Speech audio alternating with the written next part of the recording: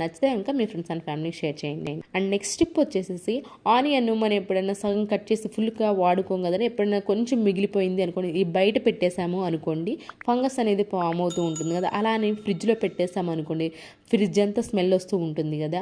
అలా ఫ్రిడ్జ్ అంతా స్మెల్ రాకుండా ఉండాలి అని అంటే అల్యూమినియం ఫాయిల్ ఉంటుంది కదా, అల్యూమినియం ఫాయిల్ కనుక చుట్టేసాము అనుకోండి ఫ్రిడ్జ్ అంతా ఎలాంటి వాసన రాకుండా ఉంటుంది, అలాగే ఫంగస్ కూడా ఫామ్ అవ్వకుండా ఉంటుంది. ఐ హోప్ ఇది కూడా నచ్చిందని అనుకుంటున్నాను.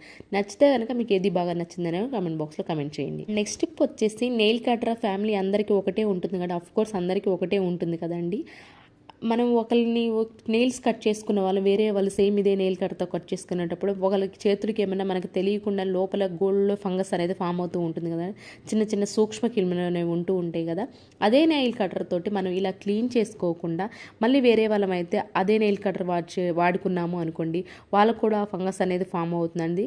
అలా ఫామ్ అవ్వకుండా ఉండాలి అని అంటే మన హాట్ వాటర్లో నెయిల్స్ కట్ చేసే ముందు ఒకసారి ఒక 2-3 మినిట్స్ హాట్ వాటర్లో వేసి ఉంచాము అని కదా, ఆ ఫంగస్ అనేది ఒకరి ద్వారా ఒకరికైతే ఫామ్ అవ్వకుండా